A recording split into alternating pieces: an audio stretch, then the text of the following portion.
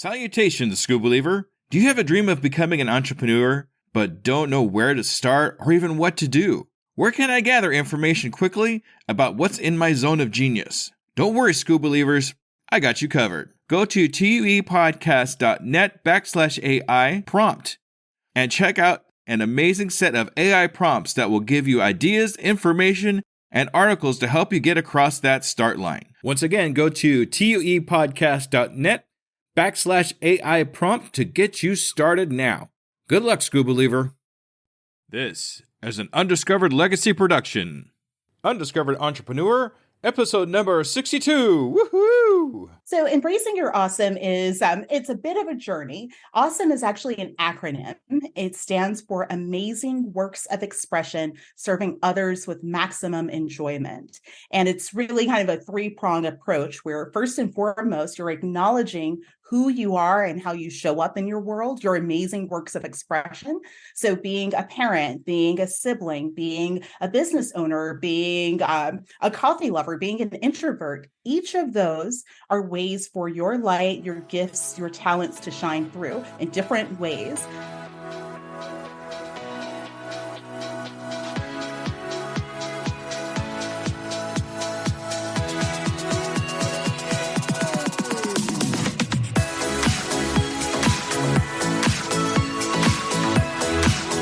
Welcome to the Undiscovered Entrepreneur, the podcast where brand new entrepreneurs come to life and could quite possibly be discovered. Join me, DJ Skoob, and the rest of the Skoob Believers as we help these new businesses become a reality. And now, away we go!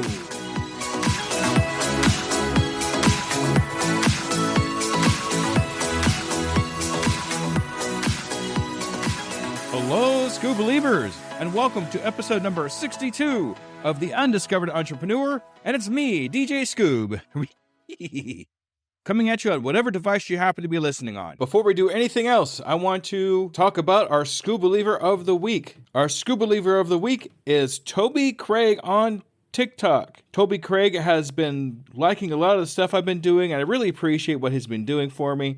So we're going to make him the Skoob Believer of the Week. You can find him at Toby Craig 386. Thank you, Toby. I really appreciate you being a Skoob Believer. And today we're covering 2 of 3 of our experienced entrepreneurs. So today we're actually talking to Jacqueline Shaulis. Now, Jacqueline Shaulis is the Excitable Introvert, and she helps introverted women get seen. And this is going to be great for anybody, not just women, but anybody that's introverted. There's some great information just for you. So let's go ahead and take a listen to Jacqueline Shaulis.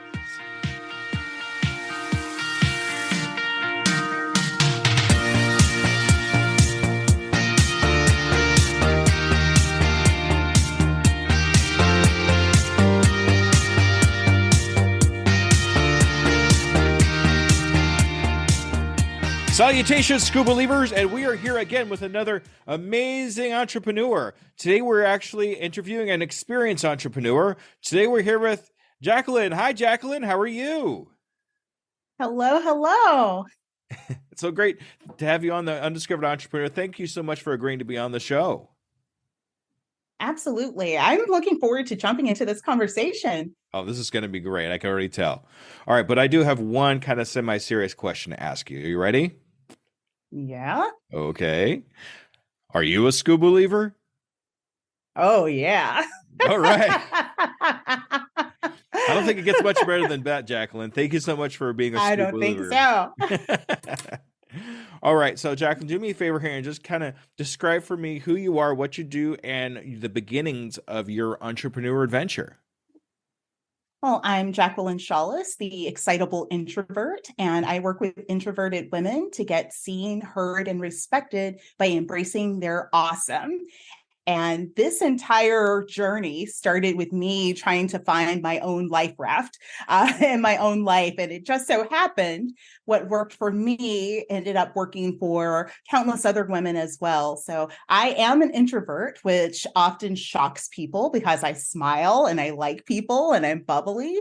But for a long time growing up, I had this kind of duality of either you can be this person who has this vision of being on stages and traveling and doing all of this, or You can be the quiet person who's in the corner who needs solitude. And that never made sense to me. Both of those things were true. And so I got something of a golden ticket to test out my hypothesis. Okay, if I am this person that I see in my mind, what would that person do? What would they say yes to? How would they show up? And in me just trying this out for myself, I began to have these massive doors open for me. So being a published author in my early teens, doing international competitions, paying for college, teaching college at 16, like these sorts of things happened when I said yes. And then later on, as an adult, when I really wanted to do this professionally, I started with just like, okay, these are the things that work for me. Hey, you try it out. Let's see if it works. And after about a dozen or so women were having these similarly massive changes, it's like, okay, this is what I want to do. This is what I want to get paid to do. And that is my job. And so for the past 15 years or so, that's what I've been doing. Teaching women and really guiding them on how to embrace their own awesome so that they're showing up more powerfully in their own worlds. So when you say finding your awesome, what does that mean exactly? So embracing your awesome is, it's a bit of a journey. Awesome is actually an acronym. It stands for Amazing Works of Expression Serving Others with Maximum Enjoyment. And it's really kind of a three-pronged approach where first and foremost, you're acknowledging who you are and how you show up in your world, your amazing works of expression. So being a parent, being a sibling, being a business owner, being a coffee lover, being an introvert, each of those are ways for your light, your gifts, your talents to shine through in different ways. All of them are honorable. All of them have value. So how do you make the most of those expressions? That's part one. Part two is serving others. And there's the recognition that your life isn't just for you to live. It's actually a lesson for other people. Now, you can make it a cautionary tale or you can make it an aspirational tale. But your life is teaching others as you're learning. So how can you be intentional about the life that you lead so that those are aspirational tales? As you're growing, you're helping others grow as well. And then the third and final piece is maximum enjoyment. And that is the piece that I find the women that I work with struggle with the most. And that is incorporating joy as service, your joy, your delight, your pleasure for your own sake. You're not happy because other people need your happiness. You're happy because you need your happiness. And from that overflow, now you're able to share your happiness, your joy, as opposed to being that energy suck that some people are. They come into the room and just, it's just everything's dead. Being that lively person comes from you embracing that joy. And so each of these fits in hand to create awesome. That's fantastic. I think we all know an energy vampire when they come into the room. They kind of sucks the whole place dry, like, oh, he's here again. You know, that kind of thing. So I kind of feel that for sure. But I think my favorite part of that, everything they said, is serving others. I mean, I think serving others is probably one of the most important things we could do as entrepreneurs, because we do have other things to offer other people that, you know, we do to serve them. And that's what we do as entrepreneurs. And maximum enjoyment, that's an important part of that whole thing too. You make a great point in that, Jacqueline. Yes, absolutely. And I'd like to point out that when I talk about serving others, because sometimes it can be overwhelming, especially if you're a new entrepreneur, you're trying to figure out like what you want to do and who you want to serve and how you want to execute that. And then there's like the operations part, like, you know, like taxes and marketing and funnels and like all of these things that no one told you about before you started your business. All of that's there. But service doesn't have to be this giant extra thing. Service is in how you show up for your deliverables, the ways that you show up, the ways that you are not only hearing what your target market needs, but the ways that you're acknowledging how they're feeling, that you're representing, this is a problem. I recognize that this is something you're struggling with.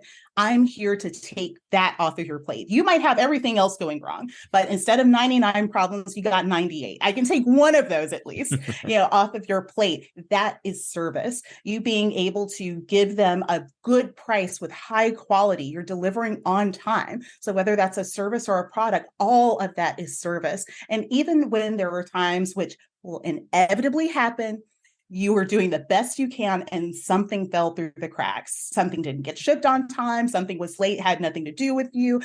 Even when there are those times, you simply reaching out and say, I made a mistake here. Let me make this right. Let me do what I can to make this right for you. That too is service. So it's important to keep in mind that there are so many ways. And as entrepreneurs, we have a plethora of ways that we can show up in service that are more than the money exchange. Absolutely. Absolutely. We all have our gifts and talents that we use to help other people. And I'm really curious. There are some people out there that don't know introvert from extrovert, and actually, or might even be an introvert and what they think is an extrovert. Can you give us a really short description of each one so people that are new, that are doing what we're doing, kind of get a better idea of who they actually are? Absolutely. First and foremost, there's no either or. There's often you're either introverted or extrovert, and that's a false dichotomy.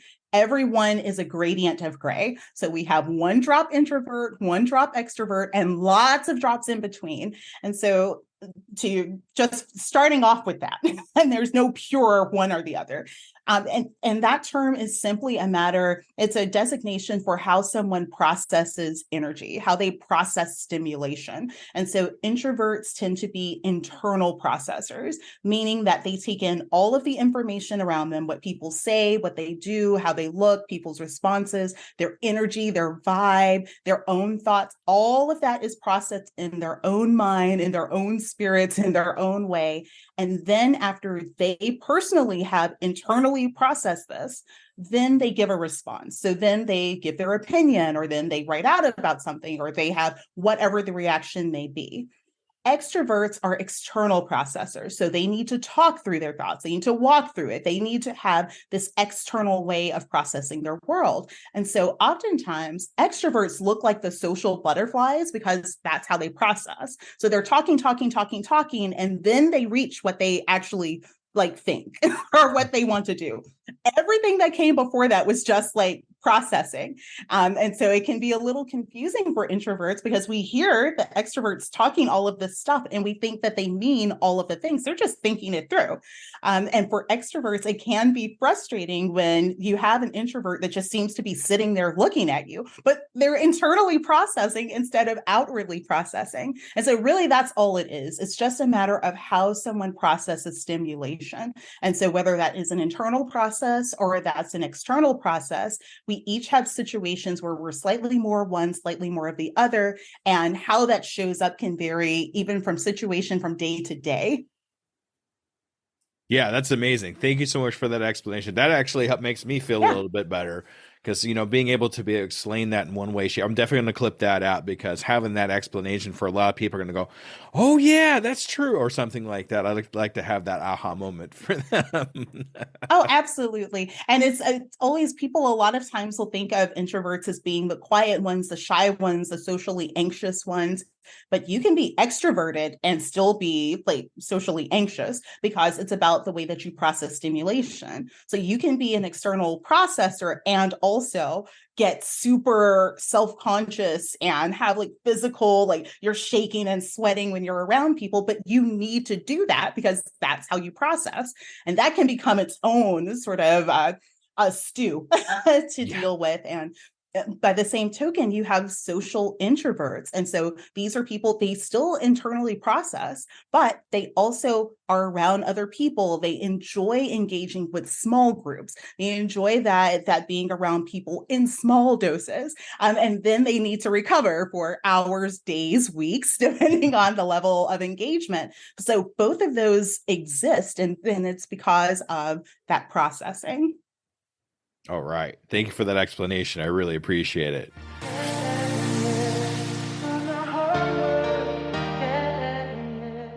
All right. Absolutely. So in your first year of business, when you were just getting started, Did you have any pitfalls or problems that you encountered when you were just getting started? Can you explain any of those to me that kind of stick out in your mind? The biggest problem that I had was actually running the business, because everyone is like, oh, if you do what you love, you'll never work a day in your life. And that sounds great. And there is some truth to that. However, you still do need to track your expenses. You still do need to, make money. You have to let people know you have something to sell, and then you need to sell said thing. That part of it did not register for the first couple years, to be truthful, because I was doing what I loved, and I would take the little bit of money that I would get. And at that time, it was speaking. I'm speaking to different groups around communication. I was like, okay, well, if I'm speaking to this group and they're giving me $50, I'm happy for this $50, but I'm not tracking any expenses for it. Do I pay taxes on $50? What do you do with I don't think fine. Uncle Sam will let me know if I owe anything this. No, no. So it's very, very important that you recognize that as an entrepreneur, there are two sides of what you are doing. There's the delivering of the thing that you started the business for. So whether it's a product that you have, you are amazing at baking cookies and you decided to sell cookies. And so there's the baking of the cookies. And then the other side of that is the actual running of the business. How much inventory do you have? How much money do you spend for that? How much money do you need to spend for advertising? Are you going to advertise, and how?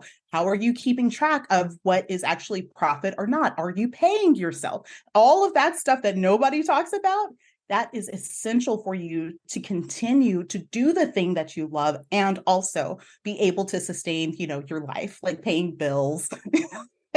Things like this. And so that was the major pitfall for me, is I was clueless about any of that other stuff. And even when I started getting kind of an inkling, it's oh, I should be getting people's emails and actually reaching out to them. I should do that. I shouldn't just make some new thing and just magically expect them to happen upon my glorious website. I should be, what is this? It took a moment for me to get systems in place, and I had to get help. And there's no shame in getting help for that, especially if you don't know what you're doing. And even if you know what you're doing and you hate it, even if it's just, okay, in exchange for my cookies, I will give you a batch of cookies every month if you, CPA friend, will balance my books. So I at least know that that's getting done. Or I love you so much, marketing person. How about, instead of me being able to pay you right now, I'll give you X amount of dollars and a batch of Christmas cookies until I can generate enough revenue to actually pay you. If that's what you need to do at the beginning, there is no shame with you doing that. Because what you don't want to happen is to be so focused on delivering your passion and doing that later on you get bitten by all manner of things where you have put so much of your own personal money in that you're tens of thousands. I know of people who have been hundreds of thousands in the hole personally because they had no systems to actually run the business. Or you're getting hit with this tax liability that you had no clue about. You don't want those problems down the line. So make sure that you get those systems in place. Oh, I wish I had known that before. Oh my goodness. So show up and be great. That's all I need to do. I think I magically know what's going on. Yeah, I think we all go through that when we're first getting started. We have such high hopes for what we're going to do. We're just going to think everything's going to magically come together. But yeah, those are definitely think that, especially in the beginning, if you could think about those specific things right there at the very start, then it'll start becoming a part of the business. It'll be a normal thing to be able to look back and say, oh, I spent this much money and I gained this much money and that kind of thing. And we don't always have to pay with money. Everybody's so worried about money all the time, everywhere. I got to tell you, I actually got some graphics done. And to be able to pay for the graphics, I gave the guy a commercial for 6 months on my podcast. There was no money exchange, but I got these amazing graphics and he got some commercialism out of it. So it doesn't always have to be about money. Absolutely. Yeah, especially in the beginning when you're just getting started and there's no money for you to like give to anyone else because it's all being poured into starting this thing. Unless you had some good guidance and you have funding that's helping you get things off the ground. But yeah, it's especially when you're early on, being creative in those ways, those creative ways to bootstrap those pieces. No shame in doing that. Do the bootstrapping while you can to get the things in place and upgrade and modify as your means increase. Exactly. And, work is a little different for us. The definition of work is different for entrepreneurs than it is for the person that's doing the regular 9 to 5 thing. When they say things like, you're not working a day in your life, you're working harder than most people that actually have an hourly job. But because we hope what we're doing is actually in our zone of genius, it doesn't really even feel like work. It feels like we're having fun. It feels like we're having a blast doing it. And that's why I do this, what I do now with my interviews and whatnot. This is amazing to me. I love doing stuff like this. It doesn't feel like work to me. It feels like I'm meeting a new friend and that kind of thing. Absolutely. And then I get that conversation and I cut it up and do all kinds of cool stuff with it and I make it a podcast. Okay. But yeah, having those actual deliverables and then running an actual business, two totally separate things. And we got to make sure that we don't forget one from the other.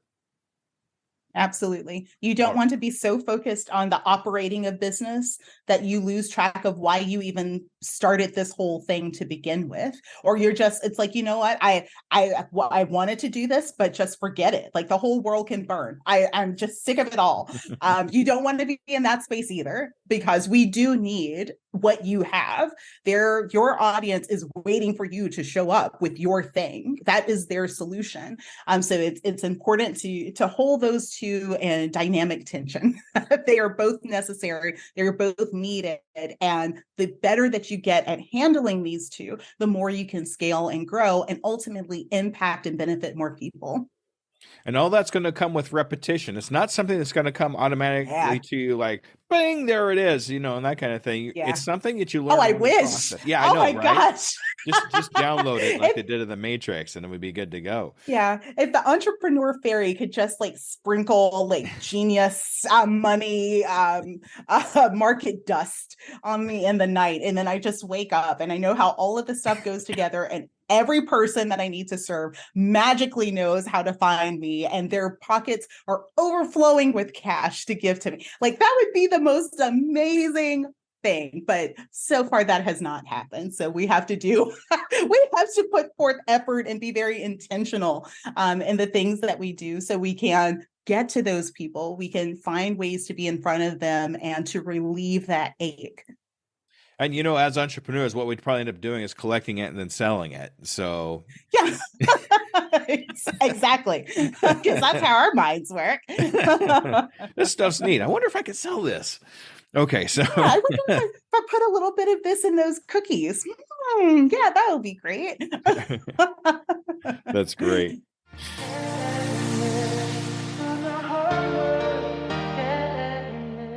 So, speaking of failures, this is one I always like talking to my experienced entrepreneurs about. Is there a failure that you were actually proud of? So this happened. I know this happened. It didn't good, but I'm glad this happened because this was the outcome of it. Do you have any experiences like that at all? The one that comes to mind, it's one that's still kind of, it hurts a little bit, but it was good ultimately. And that was one of the books that I wrote. So my son and I, during the pandemic, we wrote a book about being quarantined and different things that you could do. And I was very proud of this. We worked on it together to come up with different ideas. We did the graphics. It was this wonderful, like mother-son bonding. So we put it out. We did great. We sold lots and lots of copies. It was fantastic. But the reviews, the reviews were so harsh. And I was like, well, these people are very mean. Like, what are they talking about? And so then I went back. It's like, okay, we have a few reviews that are less than stellar. Rather than dismissing them, let's actually look at what they're talking about. And they were right. The complaint was for that first run of the books was just how they were printed. And so it wasn't the quality that I would have wanted. And I missed that. And without having those reviews, which I wish I could get rid of, but you can't, it was a wonderful moment for me actually showing my son, like, okay, we thought we did really good and people had other opinions. Just because you don't agree with someone's opinion and you don't like it doesn't mean it's not valid. So you should always take that time, take that moment to say, okay, rather than just being upset and like, oh, these are just a bunch of haters or all of that kind of nonsense. What if they're actually telling you something worthwhile that you can do something about? And they were. So we had to pull the book. We had to redo kind of the layout, the editing. We expanded it, and then we released it. So it was frustrating because those reviews are still there. I can't get rid of those. Those are there. And so that ranking is like tanked, but it was rightfully so. It was a failure that I'm glad happened, although I wish there's the vain part of me that's like, I wish I could just erase all of that. But because it was that type of a teachable moment for me and also for my son, it was worth it. It was absolutely worth it. Yeah. Negative reviews aren't always like negative. I mean, yeah, they're negative because there was a problem, but we can learn something from those negative reviews, from those negative things that are said, as long as we know that they're not just doing it just to be haters. I mean, there's the obvious one star with no wording or anything like that. That's somebody that just doesn't care. But if they actually say, hey, this was wrong, but look at it constructively, where you can say, okay, let's make this change and maybe make a better product in the very end. So yeah, that's I've had a few of those myself too. It's like, okay, this was wrong. Let's change that. I had before this podcast, I had another one. You probably nobody's ever heard of because it went 9 episodes and then we went because I had to change everything about it. Yeah. But it was because of those changes and improvements that I've made that I have the podcast that I have today. So would I get rid of those negative things? Not really. I'm actually glad I had those negative things because those actually helped me along to where I am today. Absolutely. And there will be so many of those moments in the entrepreneurial journey, especially at the beginning. I mean, as you're figuring it out, you don't know what you don't know, and you do the best that you can with what you have. There will never be a point when it's perfect, because even when you think that it's perfect, someone will write, well, this doesn't make any sense. There's a typo. And your glorious thing just was shot. And so that's also, I'm glad that you asked that question, because that's another part that really does not get discussed nearly enough. Like the amount of failures and missteps that are required to get to a place where you have a quality product that is consistent and can scale, and you have the systems in place in your business for it to grow. That's inevitable. There's no dodging that bullet. Now, the goal is to not get shot in the same place repeatedly. You may get shot lots. Don't get shot in the same place. Like let that one heal, fix that, and then keep limping on until the next great thing. That's part of the process. It's what we have to deal with as entrepreneurs. It's just part of the deal. As long as you're mentally prepared, you're going to have a failure. It doesn't sneak up on you, surprise you. I mean, it can, but ultimately, it's going to come. Yeah. So it's normalizing that, like just recognizing you are not the only one. You're not the first one. You won't be the last one. That's not the first mistake. It won't be the last one, but hopefully it won't be the same mistake. That's where it's a problem, when you're having the same mistake repeatedly. And it's how we deal with those mistakes as a human being, as an entrepreneur, is what makes us who we are as people. Because we can either look at it, okay, I'm not going to do this anymore. I'm throwing my hands up in the air, I'm done. Or I'm going to say, I'm going to take this as construction. I'm going to take this as a way to point into a different direction that actually might improve what I'm doing. Question: do you know the acronym for FAIL? False evidence appearing real. No, that's fear. That's closer. Fear. Yeah. Fail. No. I use that one a lot too, just so you know. Yeah. No, first attempt in learning. Oh, I like that. Oh, she's writing it down, ladies and gentlemen. Yes. I will borrow it with attribution. Yes, I borrowed it too. It's okay. But yes, and And that's what I think about too when I have a failure is this is my first try attempt and what I'm actually doing this. So what I do with that failure is I incorporate it into the next thing I do so I don't have that failure again and I actually use it to construct a new whatever it is, new product, new process, new SOP, whatever it is ends up being. Yeah, I love that. Yeah, and it's so important to remember. Yes, definitely as we go along.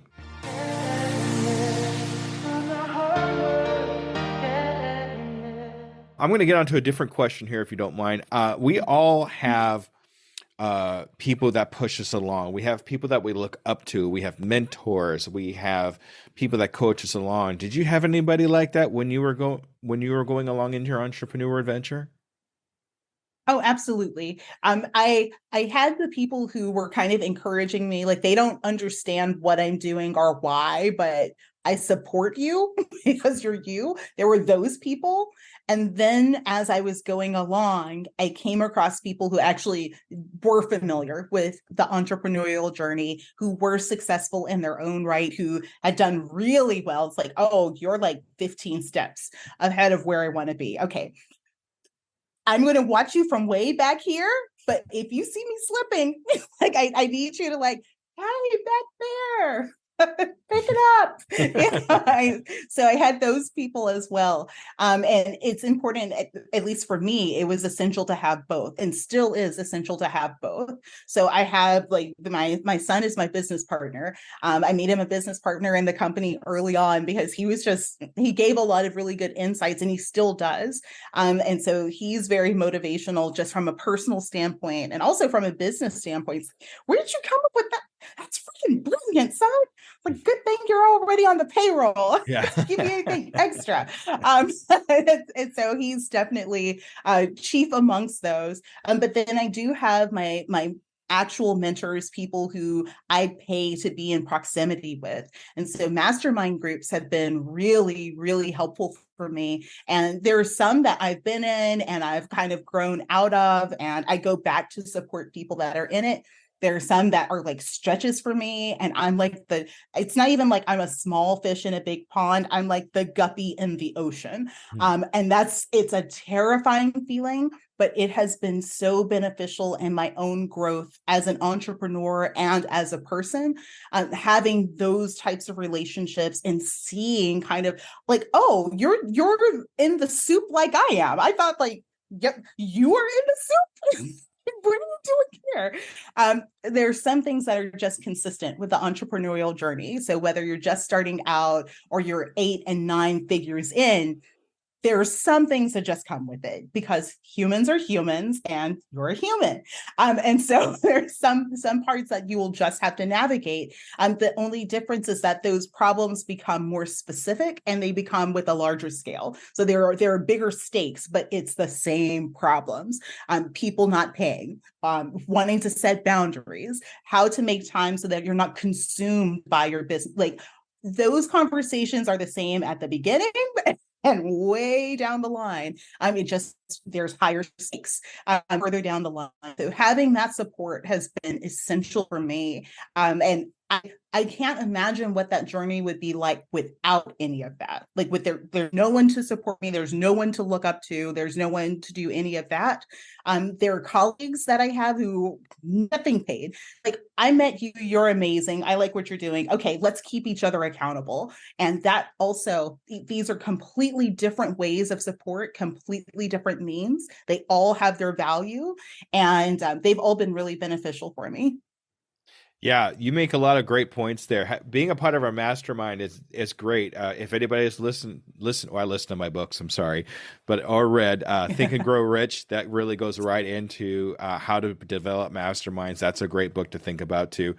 Yeah, and don't be afraid to come up to people that are a little further along than you are and say, "Hey, can you help me with this?" Because just like you say, they're humans too. They're not like gods or anything like that. They're not going to look down and you go, I'm not going to help you. A lot of times, more times than not, they are willing to help you, at least with a little bit of advice to say, hey, you're doing this. You really should think about doing this in place of that, or whatever it is that you might be coming across with. My biggest virtual mentor, Pat Flynn, he's the guy I follow. And I actually have had conversations with him, DM conversations, but he was as big as he is, he's been doing it for 14 or 15 years. He still takes time to talk to people like me that are just getting started. Yeah. So it's amazing, even though these were bigger people, don't be afraid to reach out to them. Absolutely. And let me just jump in with a quick caveat for my introverts, because we will say, oh, this person, I can't possibly talk to that person. Like I have to have this special like formula or the special approach, or you don't really need any of that. Okay. First and foremost, there will be some people who are jerks because people are people. So let's take them out of the equation because they will just be that way. Aside from those people, what you need to do when you want to approach someone, whether this is in person or this is virtually, you need to just be yourself.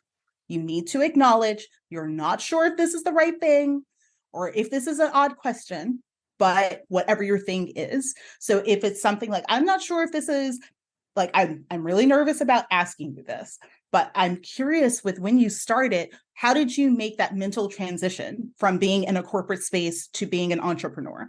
If that's your question, that's how you would frame it. And you would be, I know it sounds like this is absolute malarkey. There needs to be a better way to put it.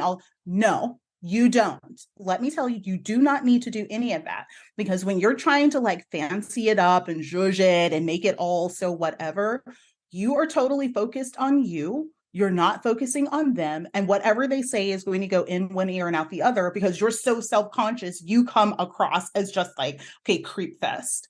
But when you are acknowledging that, okay, I'm not sure even where to start. Is there a resource?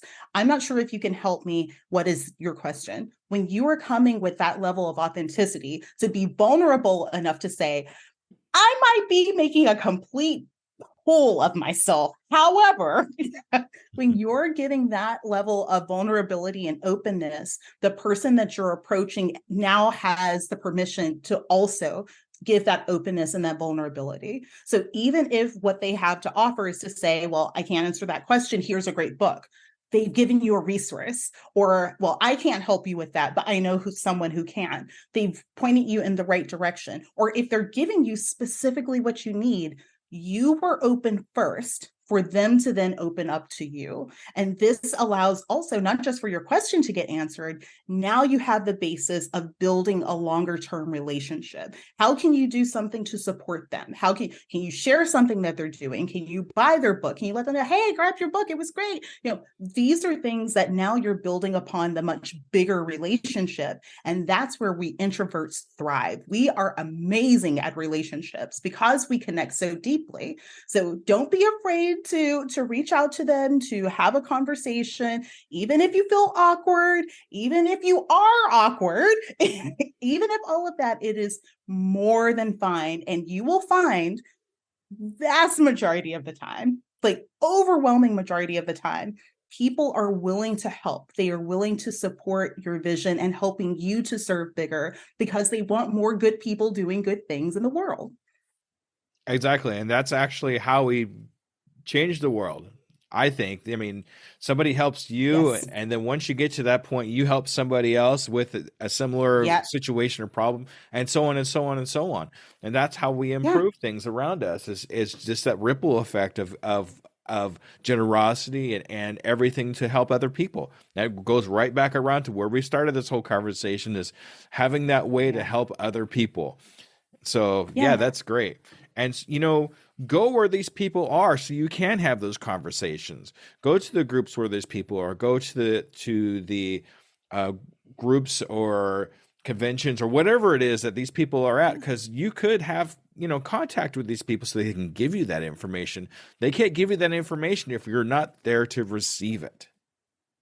Yeah, absolutely. And find the creative ways to get to those places. So, okay, money is tight. You can't go to a convention. You can find their website. You can find their podcast. You can find their Facebook group. You can find someone who is connected to them on LinkedIn that you have a mutual friend to. You can do those things to initiate that. And if you can be in those spaces where you can attend an event that they're putting on, or you can go to like a signing or if you can be in those places where they are the ones who are hosting it, that's even better. But along with that, if you're not able to, don't let that be a reason for you to not be in those spaces. And kind of a side piece to that, even if you're not connecting with like the bigwig person, what I found the most valuable connections are with people who are in those spaces. So I might not be the one having a conversation or getting to ask the question to like a Tony Robbins or a Lisa Nichols or a Brendan Burchard, but the people who are in that audience are people who either can connect me with him or even better, have an audience that's more aligned to what I do and what I need, and that I can provide value to them. And so rather than relying on just this initiation or this conversation or relationship with the big wig, you have this whole audience of people who you know are aligned because you're both there at this event, you both invested in this. So there is a level of alignment that's there. Now your reach has expanded greatly. So you have this person, the big wig, and also people who are aligned with them and with what you're doing. So don't sleep on all of these different ways to engage, especially for us introverts. There's a number of ways that you can engage in ways that will still honor your energy and allow you to expand what you're doing in the world. Exactly. All great points. Thank you so much. Thank you so much. That's so amazing.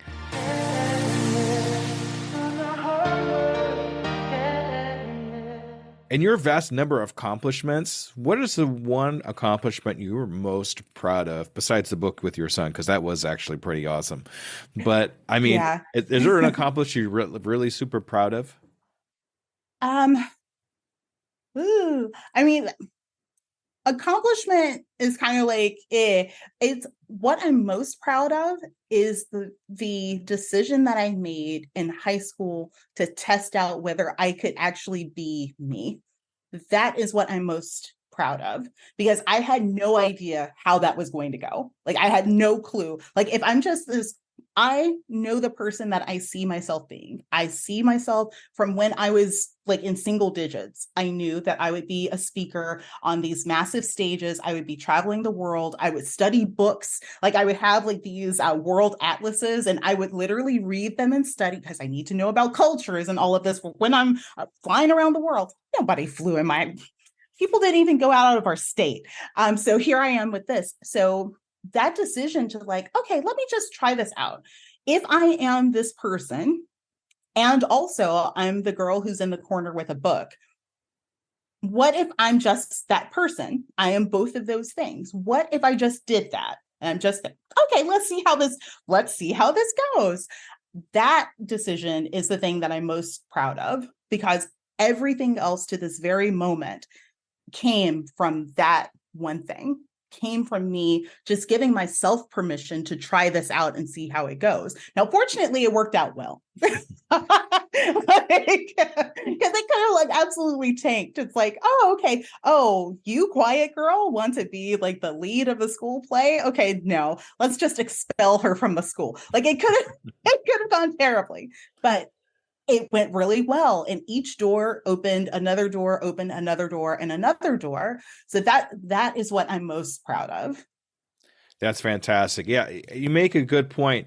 When you're moving things along and you're doing what you love to do most, things start to kind of gravitate towards you that are positive, that are opening those doors for you that wouldn't be opening if you weren't actually taking this adventure. I get a lot of people that tell me, I didn't have the opportunity. Did you look for the opportunity? If you're not going to look for the opportunity is not going to find you, and you're not going to have that aha moment like you had when you were younger. Mushing these two things together, introvert and extrovert, and seeing what actually comes about that. So yeah, it makes perfect sense. And when you give yourself that permission, your eyes open to opportunities. Like I'm sure I had opportunities to do some of the things that I eventually did. I would have said no. Like writing a book. Like I was 11 when I published my first book. Like, first of all, what? But there would have been opportunities for me to do something akin to that. Like let people read my writing. Like actually let like this be in a book, like in a store with strangers. Like, do you want me to do what now? So opportunities for other people to see my work were there, but no, you can't read you can't read that. Like that's, yes, I wrote this and I wrote it for people, but you can't look at it because you're people.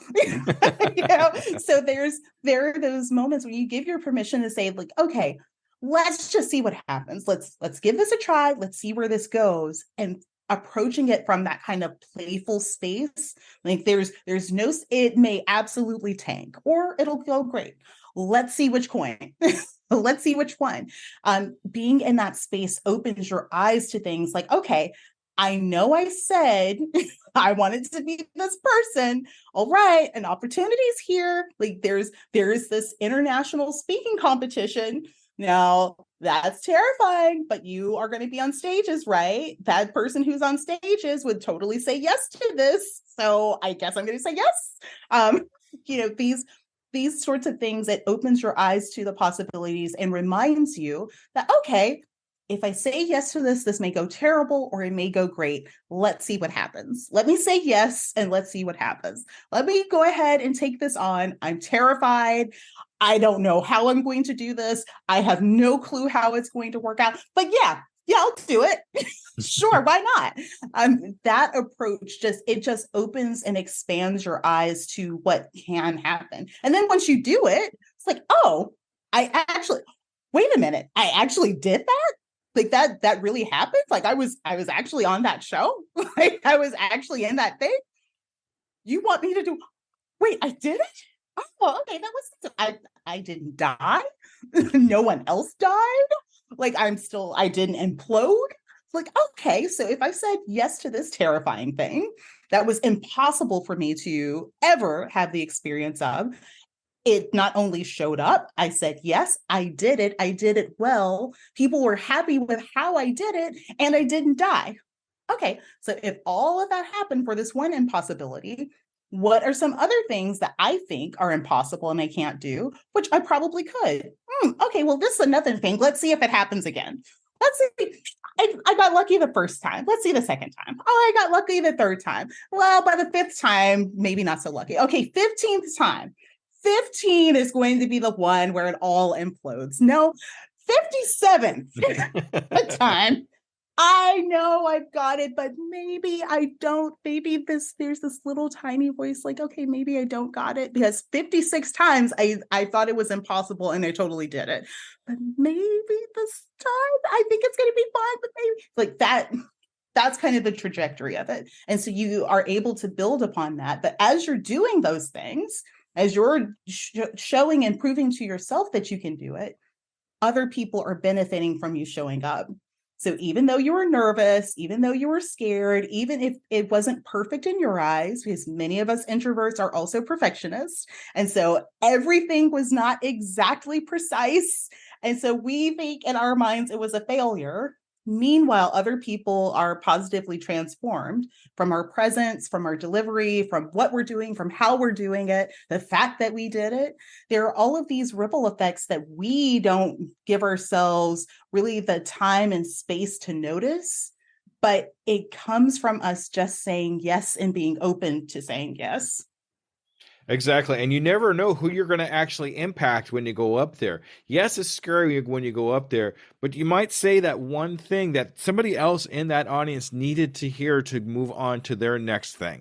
She's right. Jacqueline made a great point. I think I'm going to go do it. And then, I mean, you never really know for sure yourself, but at least you know that you're saying something that's going to impact somebody else. But if you don't take that chance, you have no idea if it's actually going to work or not going to work. How do you know for sure unless you actually go out and do the thing and know for sure if it's going to work or not going to work? If you don't do it, you're going to have that regret. I wonder if it was actually, it would have worked. If I went out there and actually did this, would something have changed? Would my things have changed for me? I don't know. Now you kind of missed that chance. So you always want to, I mean, when you come across something like that, you want to be able to take that chance and not be afraid to know for sure if it's going to work or not. You never know until you try. That's what I keep telling my son when he tries new stuff. Question. That book that you published at 11, is it still around? It's No. not. It's not. Oh. And I was having this conversation with my mom a few months ago because this was when was this? This was the early 90s. This was forever ago. And so there was no like digital media. This was like actual print anthology. And we were trying to remember the name of the books. I don't remember. I was 11. I don't remember the name of the book.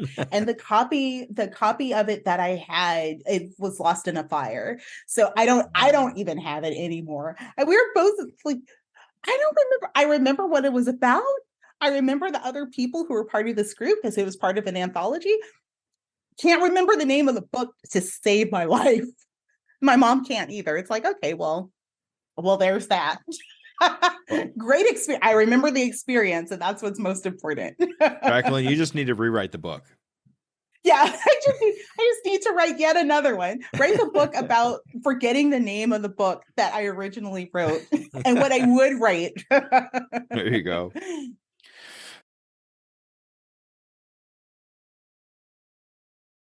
I ask this of all my experienced entrepreneurs. If you had somebody that was just starting out their entrepreneur adventure, what kind of advice would you give them? What kind of tips would you give them? It would go back to treating your business like a business. That's like the most important thing. Your passion is there to like be there to impact people. But if you don't have the business to support that, then you're not going to have the level of impact that you want. And ultimately, for us entrepreneurs, most of us, of course, you want money because you want money. But let me tell you, the money is not flowing like water when you're first starting out. And it won't flow like water later on if you don't treat it like a business. So you need to have your passion there, but make sure you have the structure so that you can impact more people. You can benefit more people. So having like with marketing or with social media, with having knowing where your money is going and how, like those are the things you need to sustain you so that you're not like, I think the statistic, it's close to 90% of businesses fail in the first year. And a lot of that is because there's no structure, there's only passion. So make sure that you're treating your business like a business. You have those structures in place, like we talked about before, a bunch of tips on how to do that. And you'll be set. You'll be better off than you think that you might be. Great advice. Everybody write that down, whatever you need to do to remember that. That's great advice. Thank you so much, Jacqueline. Okay. So what I like to do with all my guests, every single one of them, is I like to get a 6-month goal for yourself and your business. So where do you see yourself and your business in the next 6 months? Well, my big goal for the next 6 months is to launch an international retreat. And I'm in the thick of planning that. And that is terrifying. That is absolutely terrifying because one, it's an international trip. I will be responsible for other adults being there and being safe and getting what they need out of the experience. And of course, those marketing and financial goals. That's my big focus for the next 6 months. So I'm in that space of having to breathe and focus on service and incorporating that joy that I talk about, because that's a daunting thing. But what I know and trust in my bones is that even though it will not reach my level of perfection, because my level of perfection is like here, and everyone else's is like here, typical introvert. But what I do know is that the people who are a part of it are going to get everything that they need and more. Fantastic. Where is that going to be at? What international place are we going here? We are currently looking at Panama as being our location. So we're figuring out the details for the dates, but yeah, it'll likely be this summer and it'll be in Panama. Fantastic. That's great. So what I'd like to do with you, if it's okay, Jacqueline, is I'd like to actually follow up with you in about 6 months. Yeah. And have another interview with you just like this one. I'd like to see if you actually made that retreat out to Panama. Make sure it's when you come back because I want to have those stories. Oh yeah, that'll be exciting. It's like, oh my God, oh my Lord. Yeah. but it worked out so great. And oh, the people were amazing. And I didn't have enough room because there were so many people that signed up. Oh my gosh. Yeah, that's the conversation. I'll have to do it twice. Yeah. Yeah. Oh no. Oh no. All right, Jacqueline, this is your time to shine. I'd like you to just talk a little bit more about who you are, what you do, and how we get a hold of you if we want to see these books, or if we want to do the retreat or anything else. How do we get a hold of you, Jacqueline? Absolutely. You can always find me at IEmbraceAwesome.com. That is the home base of all things awesome. So when you go to IEmbraceAwesome.com, you'll see different resources that are there to get you on your way, ways to connect with me on social media. I'm at JK Shaulis everywhere. Yeah, that's really the biggest thing. And when you go to IEmbraceAwesome.com, you'll have an opportunity to sign up for notifications. We're putting together the last finishing touches on a challenge that we'll be doing in January. So we hope that you can be a part, introvert, so that you can launch the year beautifully to leverage your introversion.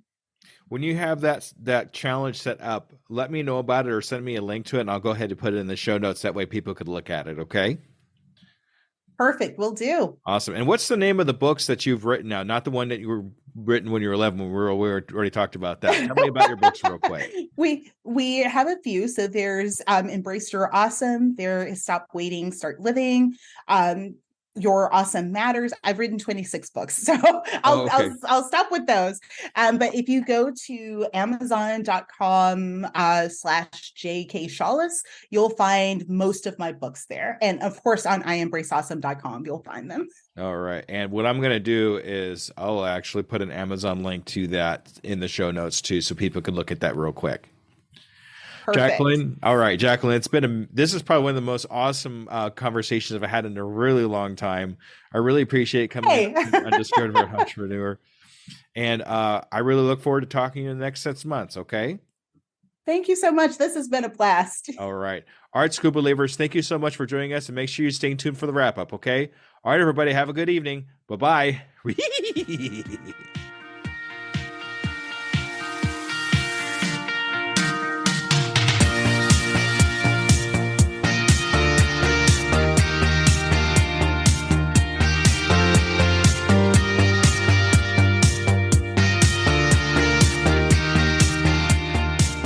All right, Skoob believers, that was Jacqueline with a whole mess of advice for brand new entrepreneurs.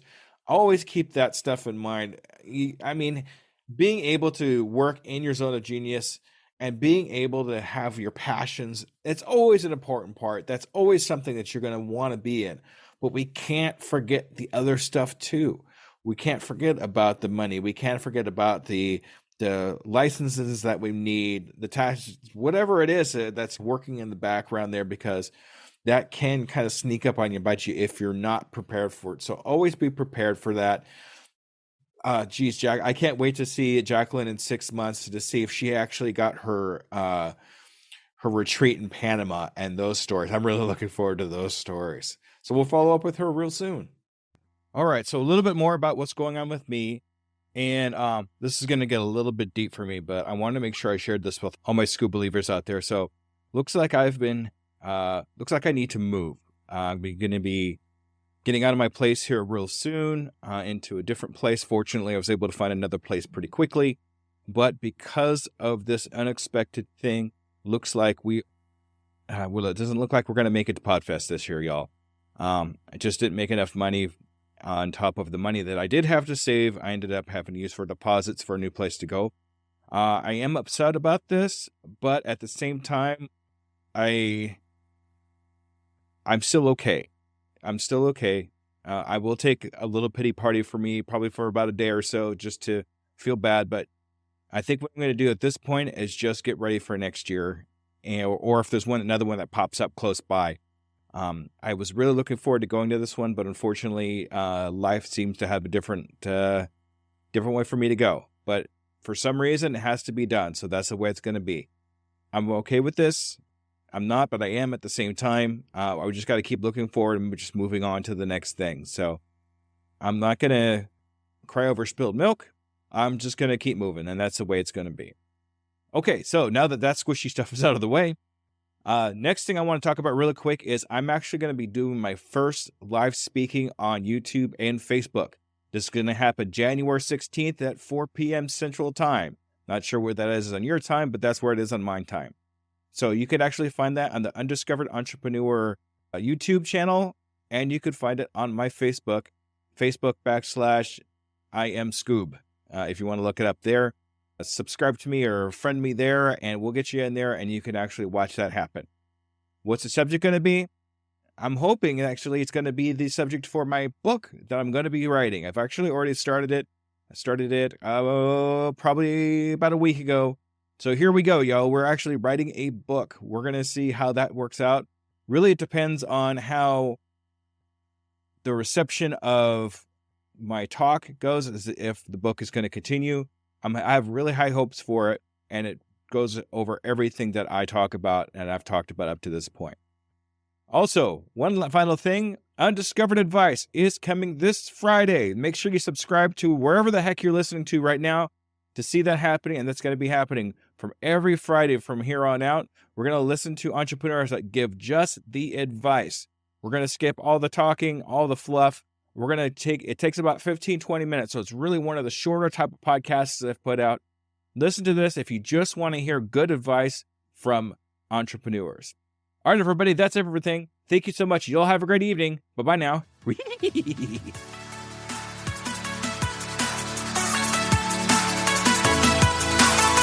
Hello there, DJ Skoob here. And I just want to personally say thank you for listening to my program. I really hope you learned something. Tune in 2 weeks to listen to another brand new entrepreneur. And remember, I can, I am, I will, and I'm doing it today. As a worker of 2 full-time jobs and a podcast and a coach, every minute counts in my day-to-day. It's hard to be consistent in any of my social medias, and at this point, I just can't hire a social media manager. It's just too gosh darn expensive. Pinnacle AI to the rescue. I've been using Pinnacle AI for a couple of weeks now and seen big improvements in my reach and consistency. Do you want to have time and increase your productivity too? Go to tuepodcast.net/AI for more information. Save yourself time and grow your brand. Try it now and see what it can do for you.